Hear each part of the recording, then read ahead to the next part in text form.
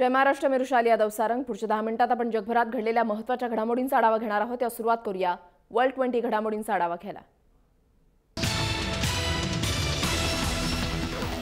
पंतप्रधान नरेंद्र मोदी यांच्या नोटाबंदीच्या निर्णयाचं चीनमधल्या प्रसार माध्यमांनी कौतुक केलंय। पंतप्रधान नरेंद्र मोदी यांचा नोटाबंदीचा निर्णय अत्यंत धाडसी आहे असं चीनी प्रसार माध्यमांनी म्हटलेलं आहे। मोदींची ही लढाई भ्रष्टाचार आणि काळ्या पैशाविरोधातली महत्त्वाचं पाऊल आहे अशी प्रतिक्रिया चीनमधल्या माध्यमांमधून आली आहे।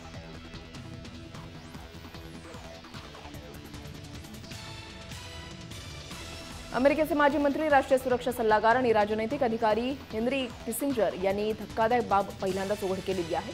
भारत आणि पाकिस्तान युद्ध टाळणं सहज शक्य होतं, पण पाकिस्ताननं दिलेला शब्द मोडून युद्धाला तोंड फोडलं अशी खळबळजनक माहिती त्यांनी दिली आहे।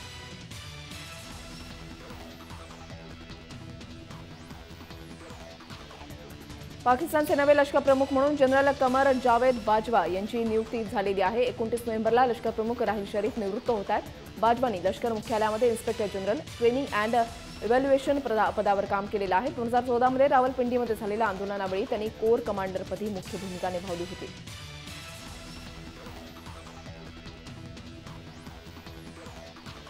काश्मीरचा मुद्दा अजेंड्यामध्ये असेल तरच भारतासोबत चर्चेची तयारी असल्याचं पाकिस्तानकडून सांगण्यात आलंय। पाकिस्तानचे परराष्ट्र मंत्रालयाचे सल्लागार सरताज अजीज यांनी माहिती दिलेली आहे। पाकिस्ताननं काश्मीरींच्या आंदोलनाचंही समर्थन केलंय। पाकिस्तान भारताच्या कुठल्याही दबावाला बळी पडणार नाही अशी दरपोक्तीही अजीज यांनी दिली आहे।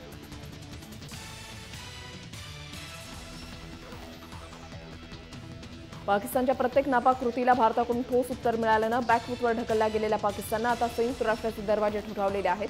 गंभीर स्वरूपातील संकट निर्माण होण्याआधी संयुक्त राष्ट्रानं या प्रकरणामध्ये हस्तक्षेप करावा अशी मागणी पाकिस्ताननं केली आहे। यूएनमधील पाकिस्तानच्या राजदूत मलिहा लोधी यांनी संयुक्त राष्ट्राचे उपसरचिटणीस जॉन इलासन आणि कॅबिनेट सरचिटणीस एडमंड बुलेट यांची भेट घेतलेली आहे।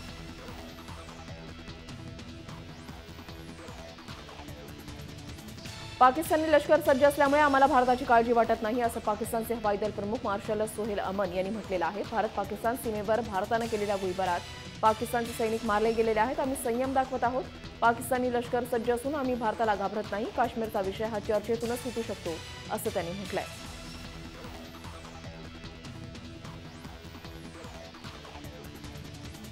पाकिस्तानातील नाट्य अभिनेत्री किस्मत बेग यांची 2 अज्ञात व्यक्तींनी 10 गोळ्या झाडून हत्या केली आहे। त्यांना लगेच रुग्णालयामध्ये नेण्यात आलं, पण त्याआधीच अतिरक्तस्रावानं त्यांचं निधन झालं होतं। नाटकाचा प्रयोग संपल्यानंतर त्या आपल्या कारनं घरी निघालेल्या असताना एक कार आणि एक मोटरसायकलमध्ये उभी करण्यात आली आणि त्याच्यामुळे त्यांची कार थांबली आणि ती थांबताच त्यांच्यावर गोळीबार करण्यात आला। कार चालकालाही काही गोळ्या लागलेल्या आहेत। त्याची प्रकृती स्थिर असल्याचं सांगण्यात आलंय। हल्ल्यामागचं नेमकं कारण अद्याप अस्पष्ट आहे।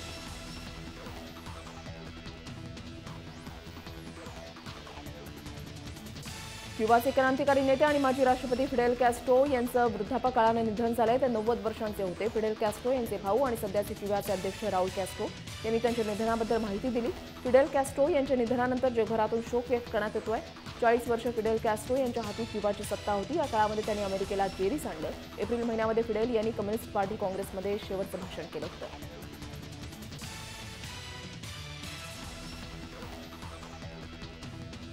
प्रसिद्ध ब्रिटिश छायाचित्रकार डेव्हिड हॅमिल्टन यांचं शुक्रवारी निधन झालंय। ते 83 वर्षांचे होते। डेव्हिड हॅमिल्टन यांनी पॅरिसमधल्या राहत्या घरी आत्महत्या केल्याचं प्राथमिक वृत्त आहे। डेव्हिड हॅमिल्टन यांच्या घरातून कोणताही प्रतिसाद मिळत नसल्याचं पाहून त्यांच्या घराशेजारी राहणाऱ्यांनी इमर्जन्सी सर्व्हिसला पाचारण केलं आणि त्यानंतर डेव्हिड हॅमिल्टन यांचा मृतदेह त्यांच्या घरामध्ये आढळल्याचं सांगण्यात आलं।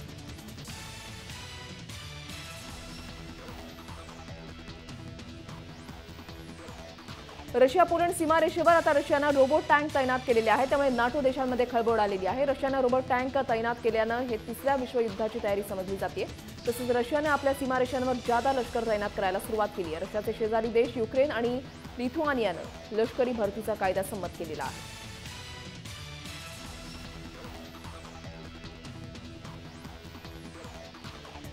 मध्य अमेरिकेमधल्या पॅसिफिक कोस्टला भूकंपाचा तीव्र धक्का बसलाय। भारतीय वेळेनुसार गुरुवारी रात्री 12:13 आलेल्या या भूकंपाची तीव्रता रिश्टर स्केलवर 7.2 इतकी नोंदवण्यात आली आहे। या भूकंपाच्या केंद्रस्थानापासून 300 किलोमीटरच्या परिसरामध्ये सुनामीचा इशारा देण्यात आला आहे।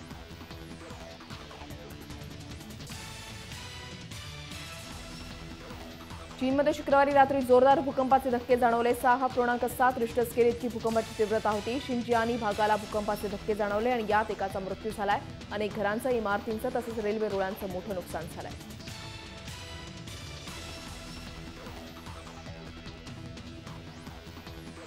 चीनच्या जियांगशी प्रांतामध्ये ऊर्जा प्रकल्पाचं काम सुरू असताना एक सज्जा कोसळून दुर्घटना झालेली आहे. यातल्या मृतांचा आकडा वाढलेला आहे. हा आकडा 67 वर पोहोचला आहे. जगातल्या दुसऱ्या क्रमांकाची अर्थव्यवस्था असलेल्या चीनमध्ये अलीकडच्या काळामध्ये घडलेली ही मोठी औद्योगिक दुर्घटना आहे. कोसळलेल्या सज्जाच्या दगडमातीच्या ढिगाऱ्याखाली अद्यापही काही जण अडकले असल्याची भीती व्यक्त केली जाते.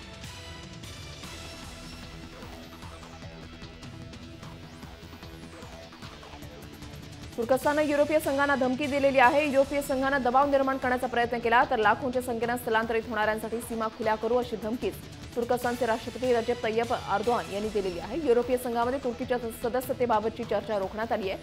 त्या पार्श्वभूमीवर एर्दोआन यांनी ही धमकी दिली आहे.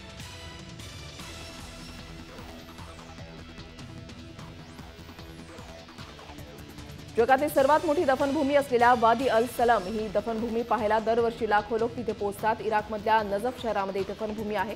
इसिसचा गड मानल्या गेलेल्या या दशकामध्ये एवढे हल्ले होतात की तिथे दररोज सुमारे 200 मृतदेहांचा दफनविधी केला जातो. इराकमधल्या नजफ शहरातील ही दफनभूमी पीस व्हॅली नावानं ओळखली जाते.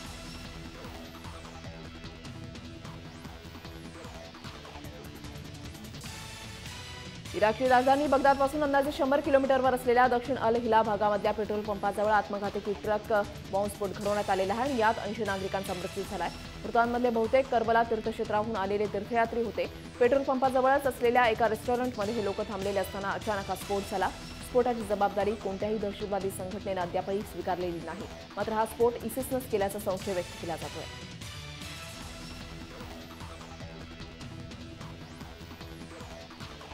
उत्तर इराणमध्ये 2 रेल्वेंचा भीषण अपघात झाला. यात 31 प्रवाशांचा मृत्यू झाला तर 70 जण जखमी झालेले आहेत. शुक्रवारी ही दुर्घटना घडली आहे. उभ्या असलेल्या इंटरसिटी एक्सप्रेसला दुसऱ्या रेल्वेनं धडक दिली. यात रेल्वेचे 4 डबे रुळावरून घसरले आणि यानंतर रेल्वेला आग लागली.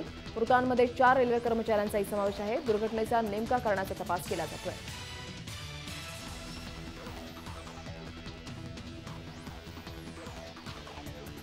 इस्रायलमधल्या हैफा शहरामधल्या जंगलामध्ये भीषण आग लागलेली आहे. यामुळे 70,000 लोक बेघर झालेले आहेत. दुसरीकडे आखाती देशामधल्या अनेक मुस्लिम देशांनी या घटनेबाबत जल्लोष सुरू केलेला आहे. असा दावा इस्रायल मीडियानं केलेला आहे.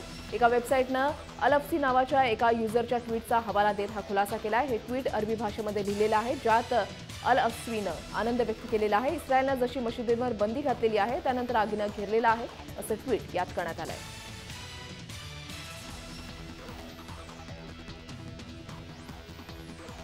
दक्षिण कोरियाच्या राष्ट्राध्यक्ष पार्क ग्यून यांच्या कार्यालयामध्ये वायग्रा गोळ्या सापडल्यानं त्या अडचणीमध्ये सापडलेल्या आहेत. विरोधी पक्षाच्या खासदारांना आरोप केल्यानंतर राष्ट्राध्यक्षांच्या कार्यालयानं डिसेंबर महिन्यामध्ये वायग्रा गोळ्यांची खरेदी केल्याचं मान्य केलंय. उंचावरील प्रदेशामध्ये गेल्यानंतर होणाऱ्या आजारांसाठी खबरदारी म्हणून या गोळ्यांची खरेदी करण्यात आली होती. या गोळ्यांचा वापर झालेला नाही असं राष्ट्राध्यक्ष कार्यालयाकडून सांगण्यात आलं आहे.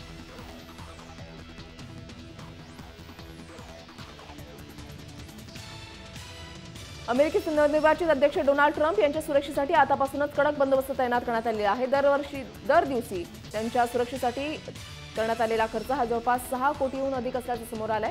डोनाल्ड ट्रम्प यांच्या सुरक्षेचा खर्च हा फक्त न्यूयॉर्क शहरात असल्याचं सांगितलं जातं. 190 सिक्रेट सर्व्हिस एजंट सध्या ट्रम्प यांच्या सुरक्षेसाठी तैनात करण्यात आलेले आहेत, तर हा आकडा 900 पर्यंत वाढण्याची शक्यता आहे.